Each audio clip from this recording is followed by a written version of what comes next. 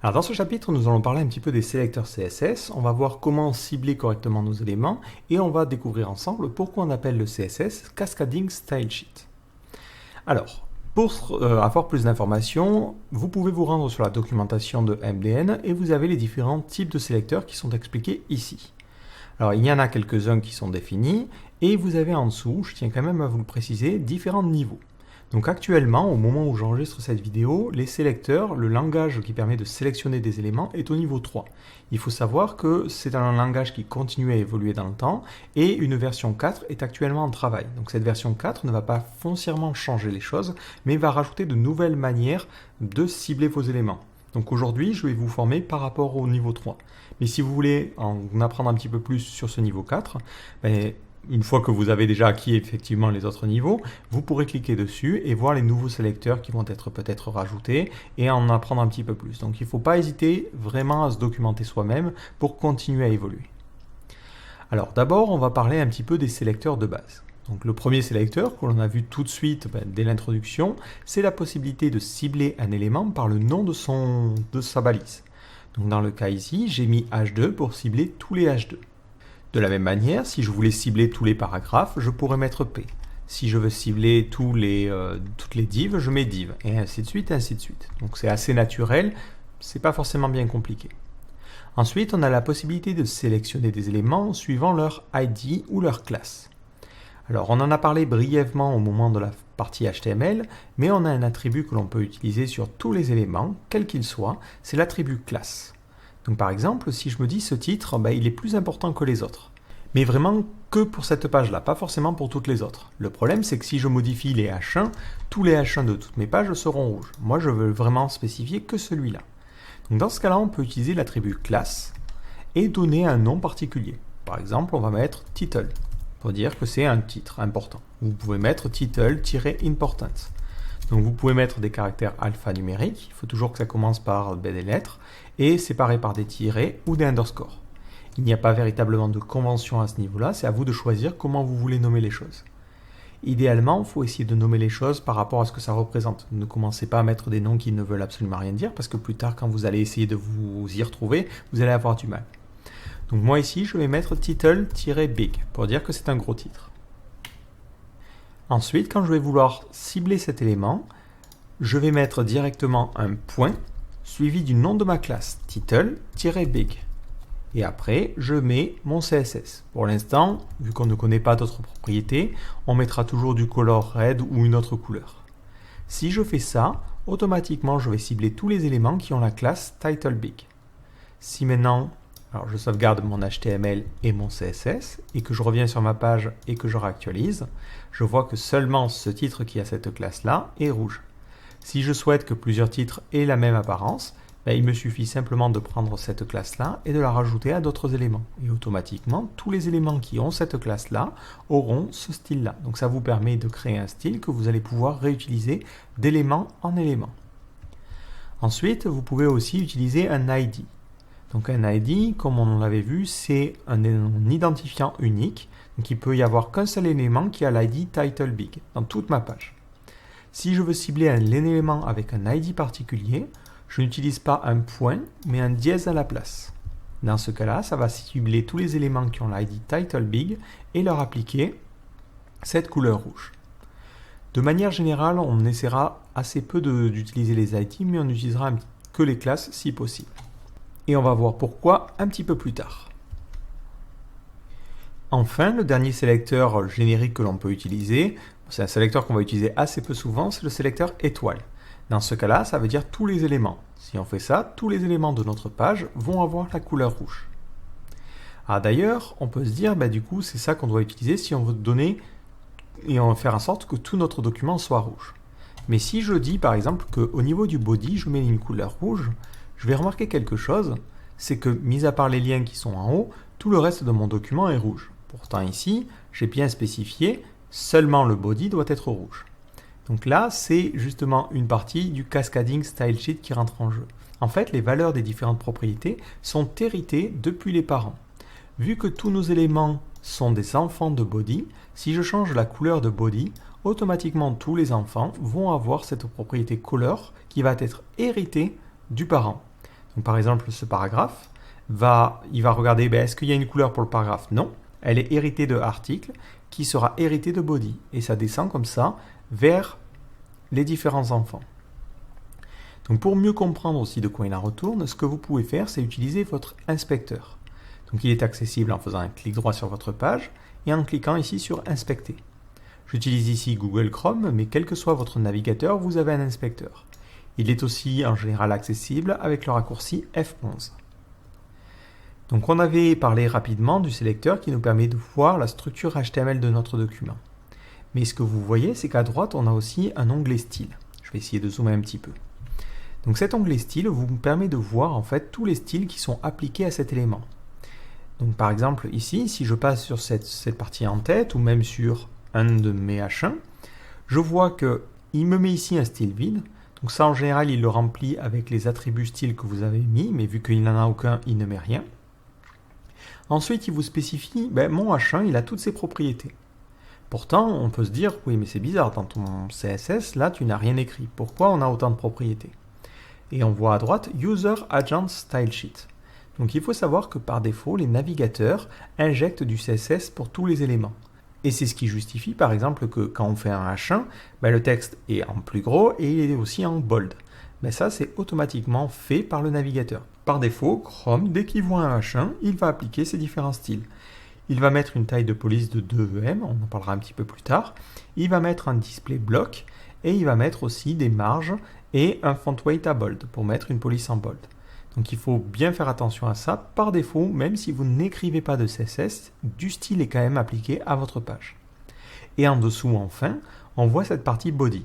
Et en fait, le navigateur est en train de nous dire, pour cet élément, j'ai utilisé les styles qui proviennent de body, de H1 par rapport à mes styles, et ici, je n'en ai rajouté aucun. Donc là, le style final de notre titre, c'est la fusion en fait de tous ces styles-là. C'est ce que vous pouvez aussi voir dans la partie Computed, qui vous montre en fait tous les styles qui sont appliqués à l'élément. Donc là, vous avez tous les styles qui sont la fusion en fait de ces différentes propriétés. Donc si vous êtes un petit peu curieux, vous pouvez vous dire qu'est-ce qui se passe si j'utilise du coup plusieurs styles pour un même élément. Si par exemple je dis mon H1 il va avoir une couleur rouge et plus tard je me fais un autre H1 qui va avoir une couleur green. Qu'est-ce qui va se passer? Comment le CSS va un petit peu déterminer les choses? Essayez de deviner un petit peu, mais si je réactualise, on voit tout de suite qu'il est vert. Et cette partie style nous aide justement à comprendre la situation. Ici, il a barré le color red. Pourquoi? Parce qu'en fait, il ne prend en compte que la dernière règle qui va s'appliquer à cet élément. Donc vu qu'ici, il voit que le H1 détermine une couleur verte, il va dire cette règle-là, elle est pour le coup écrasée et je n'applique que cette règle-là. Par contre, les choses se compliquent un petit peu. Si je mets ça, title-big, j'ai ici un sélecteur qui permet de cibler la classe et un sélecteur qui permet de cibler l'élément H1. D'après vous, de quelle couleur va être le titre? Normalement, vous devriez me dire vert, parce que cette règle et cette règle va s'appliquer et c'est la dernière règle que l'on conserve. Pourtant, si je réactualise la page, je vois bien que mon titre est rouge. Bizarre. Pourquoi? C'est une autre propriété du CSS, c'est que c'est la règle la plus spécifique qui l'emporte, et pas forcément la dernière règle. Donc dans notre cas ici, c'est la couleur rouge qui est la règle la plus spécifique, parce que cibler une classe, c'est plus spécifique que cibler un élément. Donc peu importe dans quel ordre on va se retrouver, il prendra toujours la règle la plus spécifique. Bon, ça complique un petit peu les choses, mais de manière générale, c'est pas quelque chose qui va nous surprendre. C'est quelque chose que l'on va plutôt avoir tendance à essayer d'utiliser à notre avantage. Donc si on veut écraser une règle, on utilisera des règles un petit peu plus spécifiques. Donc voilà pour le principe de base du sélecteur. Mais il faut savoir que les sélecteurs peuvent être combinés entre eux pour cibler des éléments un petit peu plus poussés. Pour ma partie menu, je ne veux styliser que les H2 qui sont dans des tableaux. Donc on a la possibilité de combiner des sélecteurs, et encore une fois, il ne faudra pas hésiter à se rendre sur la documentation, c'est ce qui est expliqué ici. Alors, il y a plusieurs règles, mais je dirais que c'est la dernière que vous allez être le plus amené à utiliser. Ces règles-là étant venues un petit peu plus tard, elles sont moins utilisées, mais elles correspondent aussi à des cas plus spécifiques. Si vous mettez deux sélecteurs séparés par un espace, c'est que vous faites une combinaison descendante. Alors, Ça fait un petit peu peur, mais rassurez-vous, rien de bien compliqué. Si je écris quelque chose comme ça veut dire que je cible globalement tous les H2 qui ont un parent qui est une table. Dans ce cas-là, au niveau de ma page web, sur la page index.html, je ne vais avoir aucun titre en noir. Si j'inspecte mes éléments, je vois bien que dans le style, il n'y a aucun style particulier qui a été appliqué. Par contre, si je vais dans la partie menu, je vois que les titres qui correspondent à mes menus sont rouges. Et si je l'inspecte, hop, je vois bien ici que c'est ce style-là qu'il a appliqué. Parce que notre H2 est bien un enfant de table. Donc ça, c'est la première manière de faire les choses. Sachant que si vous utilisez ce type de sélecteur-là, vous êtes plus spécifique. Si vous mettez un H2 et que vous spécifiez que la couleur est verte, dans ce cas-là, ça restera en rouge ici. Parce que, vu qu'on a utilisé un système descendant, automatiquement, c'est plus précis et donc cette règle l'emporte. En revanche, sur l'autre page, nos textes et nos titres apparaîtront bien en vert. Après, vous pouvez vraiment combiner les choses. Vous pouvez les dire, ici, je veux styliser aussi tous les H2 qui sont vraiment dans le T-body et qui sont dans un table. Après, attention à ça, parce que très rapidement, l'inconvénient, c'est qu'on peut être trop précis et ça ne sert à rien. Si on veut styliser simplement tous les H2 qui sont dans le table, mieux vaut simplement écrire ça. Parce que si vous êtes trop précis, ça veut dire que plus tard, si vous avez envie d'écrire des styles qui écrasent cette règle-là, vous allez devoir écrire une règle encore plus précise. Donc ça risque d'être un petit peu compliqué.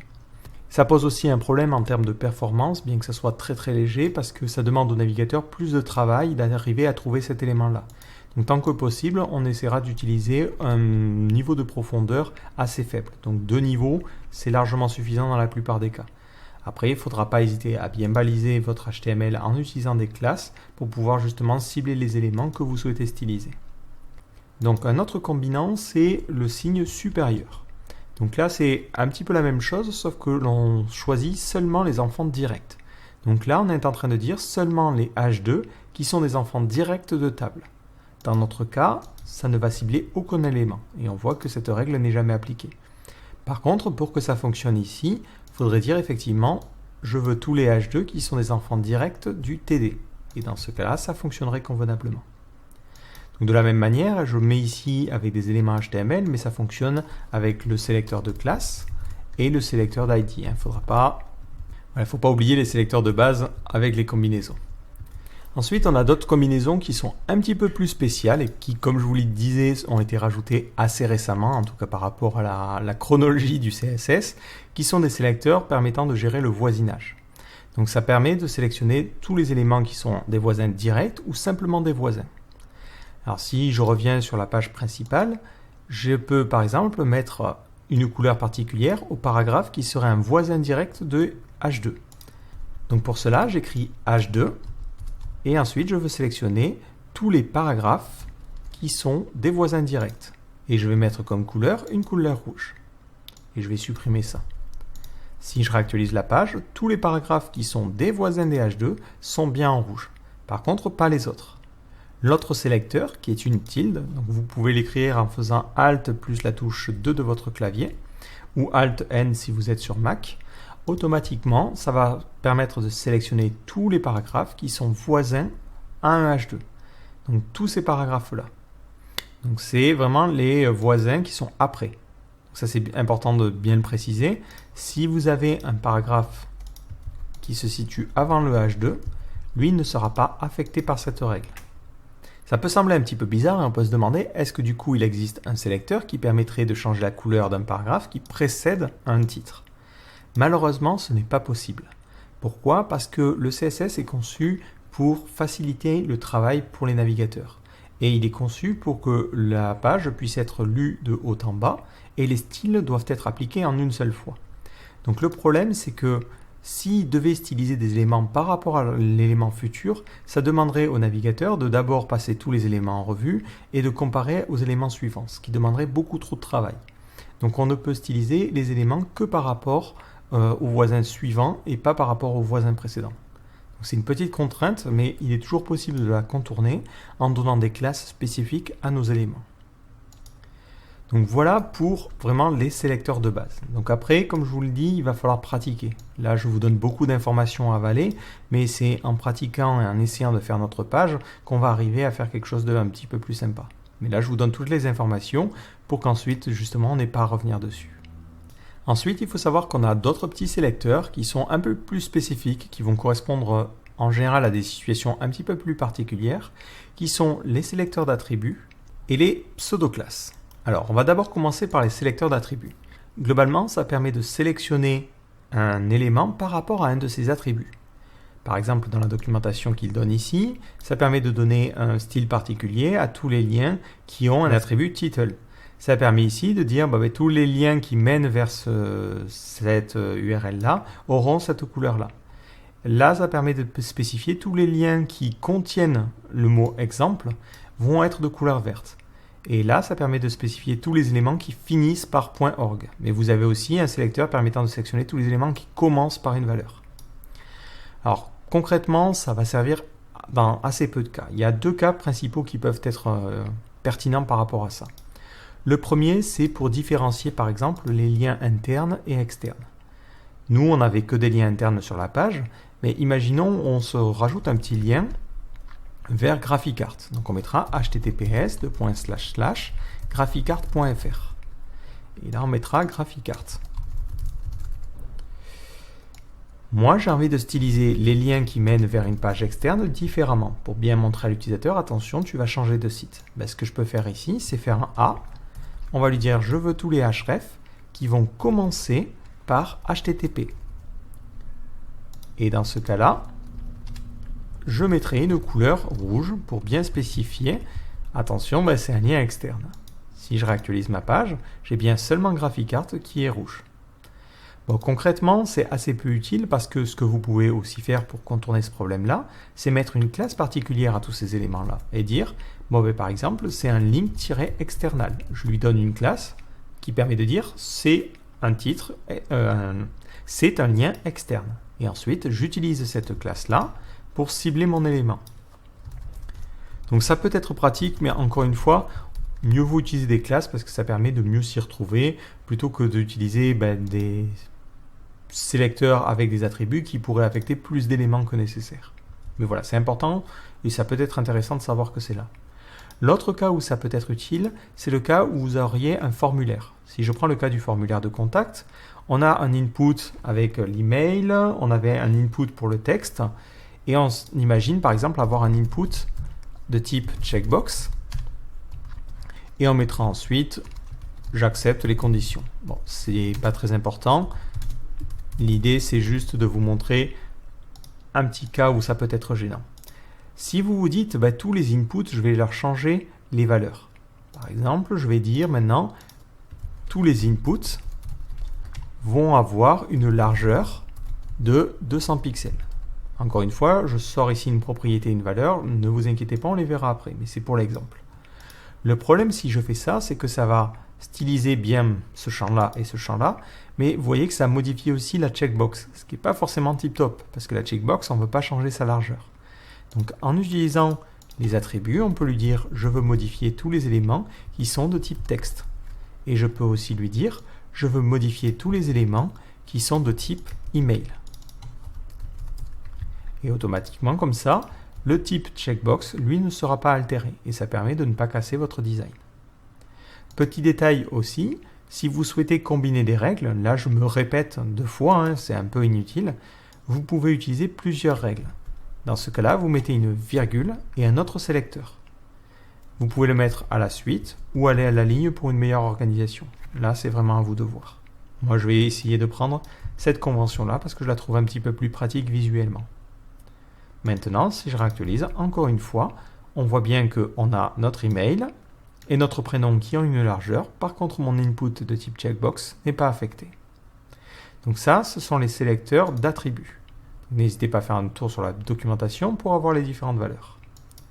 Ensuite, on a les pseudo-classes. Alors les pseudo-classes, c'est un petit peu plus particulier.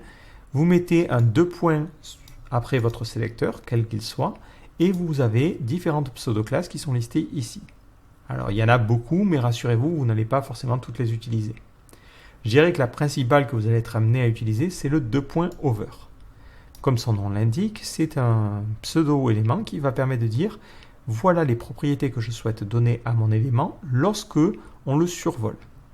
Typiquement, si je prends mes liens, je vais leur donner une couleur blue. Et je me dis, par contre, quand on passe dessus, donc à 2.over, je vais leur donner une couleur green.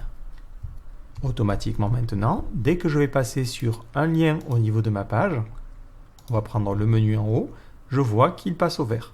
Donc ça marche sur les liens qui sont survolables, mais on pourrait tout à fait faire la même chose sur nos titres. Par exemple, nos H1 ou nos H2. Dans ce cas-là, tous nos H2 vont apparaître en bleu, et dès que je vais passer, ça va changer en vert. Bon, concrètement, c'est quelque chose que l'on fera assez peu sur des éléments statiques, parce que ça donne à l'impression à l'utilisateur que quand on passe dessus, on va pouvoir cliquer dessus. Mais c'est intéressant de savoir que c'est là, parce qu'on va pouvoir cibler des éléments suivant un état.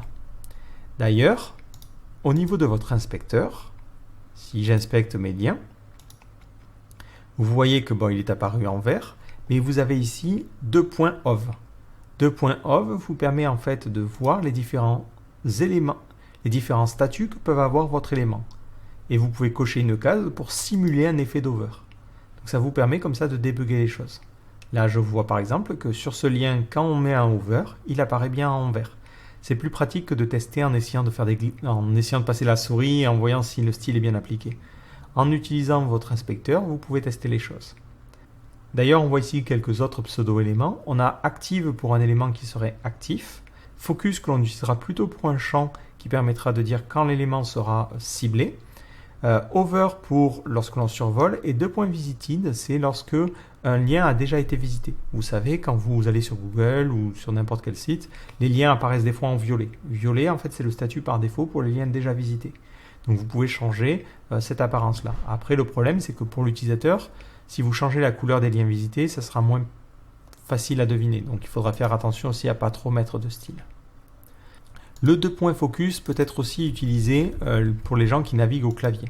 Si je réactualise la page et que je fais tab, dès que je fais tab, en fait, ça focalise automatiquement le premier lien. Donc là, dans ce cas-là, c'est le style focus qui est utilisé. Et on voit que les liens passent au vert. Donc ça peut être intéressant d'utiliser cette pseudo-classe. Ensuite, on a d'autres pseudo-classes qui sont liées à d'autres éléments. Vous avez par exemple 2.checked, ça va être pour les checkbox. Vous allez avoir 2.empty, ça sera pour les champs de formulaire qui sont vides. 2.enabled et 2.disabled, ça va être pour les champs qui peuvent être désactivés.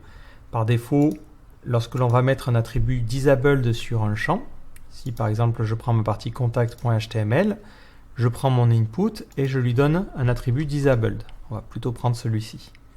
Dans ce cas-là, le champ va être désactivé.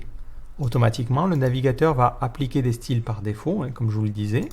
Si j'inspecte, on les voit ici. Donc on voit d'abord nos styles et ensuite on a les styles faits par le navigateur. Et on voit bien que le navigateur cible les éléments qui ont un type email et qui sont en disabled. Et dans ce cas-là, il leur met un padding différent et il leur met surtout une couleur de fond un petit peu grise pour que l'utilisateur comprenne que ce champ n'est pas utilisable. Donc après, il y en a pas mal d'autres. Il y en a plusieurs qui sont intéressants. Vous avez les first child et last child.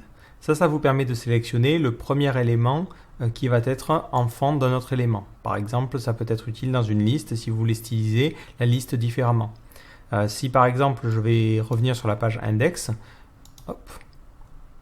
ici, je peux lui dire je veux styliser le premier paragraphe et le mettre en plus gros. Ce que vous pouvez faire, c'est dans votre CSS, utiliser un P, 2.firstChild, et je vais mettre un font size à 30 pixels.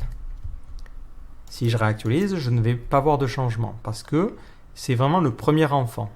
Ce paragraphe-là n'est pas c'est effectivement le premier paragraphe de la balise article, mais ce n'est pas le premier enfant. Ça ne fonctionnerait que si on avait, au niveau de notre index.html, un paragraphe en premier élément. Et dans ce cas-là, effectivement, vous le voyez, il apparaîtra en plus gros. Donc au début, on n'avait que firstChild, mais ils ont rajouté une nouvelle pseudo-classe qui est le firstChildOfType, qui vous permet de dire le premier élément de ce type-là. Et dans ce cas-là, si je remets mon HTML comme il était tout à l'heure, et que je mets au niveau du style le first child of type, dans ce cas-là, effectivement, même si ce n'est pas le premier enfant de mon élément, c'est vraiment le premier paragraphe dans cet élément article. Donc, effectivement, il apparaîtra en plus gros. Donc, de la même manière que le first, vous avez last child et last child of type. Ça fonctionne exactement de la même manière. Vous avez aussi nth child et nth child of type, qui est un petit peu plus compliqué, mais qui va vous permettre de sélectionner spécifiquement un élément. Par exemple, vous pouvez lui dire, je veux que nth child of type, et on va mettre 2. Ça sélectionnera le deuxième élément et le deuxième paragraphe de notre partie article. Et c'est nth of type, pas nth child. Si je réactualise, je vois bien que mon deuxième paragraphe est en plus gros. Ce qui est intéressant avec nth child, c'est que vous pouvez mettre une lettre qui est n, qui va permettre de dire tous les éléments qui sont des multiples de 2. Et dans ce cas-là, un paragraphe sur 2 apparaîtra en gros. Donc ça, c'est des sélecteurs un petit peu plus poussés, mais qui vont correspondre vraiment à des situations spécifiques. Et on en parlera au moment où on pratiquera. Encore une fois, ça fait beaucoup de choses à avaler, je sais, mais malheureusement, il n'y a pas le choix. Ce qui peut être intéressant, c'est par exemple dans la partie menu, vous voyez qu'on a plein de TR. On a TR, TR, TR, TR. Ce qui peut être intéressant avec le nth child, c'est que vous pouvez lui dire, je veux que un TR sur 2 ait une apparence différente. Donc, par exemple, vous pouvez faire un TR, 2.nth child, vous allez mettre 2n, donc c'est toutes les colonnes paires, ça va être toutes les lignes paires, et on change en mettant un background, et on va mettre du gris. Automatiquement maintenant, hop, une colonne sur 2 va apparaître en gris. Voilà, ça peut être sympa suivant des situations, mais bon là c'est pas forcément tip top parce qu'on a en même temps les grands titres, mais ça peut vous donner quelque chose d'intéressant. Encore une fois, on peut utiliser ces sélecteurs là, mais rien ne nous empêche d'utiliser des classes au niveau de l'HTML pour cibler les éléments. Donc voilà pour les différents sélecteurs. Les pseudo-éléments, même s'ils sont spécifiés ici, je ne vais pas tout de suite en parler. On en parlera un petit peu plus tard parce que il faut intervenir des notions un petit peu plus complexes et il faut connaître quelques propriétés pour pouvoir les utiliser convenablement. Donc on en reparlera un petit peu plus tard. Mais globalement, ce qu'il faut retenir, c'est que pour cibler un élément, vous pouvez utiliser soit son nom d'élément, soit une classe, soit un ID. On n'utilisera pas ou très peu souvent l'ID parce qu'il a un problème majeur, maintenant on peut le comprendre, c'est qu'il fait très rapidement monter la priorité d'un élément. C'est-à-dire que si vous mettez une règle en ciblant un élément par son ID, cette règle ne pourra jamais être écrasée. Donc ça va poser des problèmes ensuite quand vous allez faire évoluer votre CSS. Donc tant que possible, on évitera les ID. Ensuite, si on veut combiner les sélecteurs, on peut mettre un espace. Dans ce cas-là, ça voudra dire qu'on ciblera tous les éléments qui sont descendants de cet élément-là. Donc c'est ce que vous montre d'ailleurs Visual Studio Code quand vous passez sur votre sélecteur. Il vous montre des exemples. Ensuite, si vous mettez un signe supérieur, ça va être seulement les éléments qui sont des enfants directs. Si vous mettez le signe plus, ça va être des éléments qui seront au même niveau, mais directement qui suivent l'élément. Et si vous mettez une tilde, ça sera des éléments qui seront après, mais peu importe si ce sont pas des enfants, mais peu importe si ce sont pas directement les éléments suivants. Après, dans les sélecteurs un petit peu plus exotiques, ou en tout cas plus récents, vous avez les sélecteurs qui permettent de sélectionner des éléments à partir d'un attribut. Par exemple, ça sera utilisable dans les formulaires, où vous allez pouvoir sélectionner spécifiquement des éléments de type texte. Si vous voulez pratiquer un petit peu, je vais vous conseiller un site qui est plutôt pas mal pour pratiquer les sélecteurs CSS, qui s'appelle CSS Diner. Donc CSS Diner, c'est un petit site qui va vous permettre en fait de pratiquer les différentes choses que l'on a vues maintenant à travers un petit exemple rigolo. Donc l'idée, c'est par exemple ici de sélectionner tous les plats. Donc vous avez la structure HTML et vous devez utiliser un sélecteur qui va permettre de cibler tous les plats. Dans le cas ici, ça sera plate par exemple. Comme ça, je sélectionne tous les éléments qui sont des plats. Et vous allez avoir comme ça plein d'exemples. Je veux sélectionner tous les éléments qui sont bento. Donc là, ça sera bento. Bon, je vous laisse essayer, mais ça va évidemment beaucoup plus loin. Si je prends la partie sélecteur d'attributs, ben là on vous dit sélectionnez le meal, donc le repas qui a l'attribut Vitality. Donc, si je passe dessus, c'est le bento for Vitality. Donc ça veut dire que je sélectionne tous les bento. Donc ça sélectionne bien les deux boîtes, mais par contre je veux seulement celle qui est l'attribut Vitality. Donc je vais lui dire for doit être égal à Vitality. Et j'ai mal lu, c'est Vitali. Et là, hop, j'ai bien réussi et je continue. Donc n'hésitez pas à faire ce petit exercice, ça va vous permettre de pratiquer et de vérifier si vous avez bien acquis les différents sélecteurs que l'on a vus dans cette vidéo. Donc je vous donne rendez-vous dans le prochain chapitre, nous allons parler un petit peu de la notion de boîte et voir justement les premières propriétés que l'on pourra mettre à l'intérieur de ces différents sélecteurs.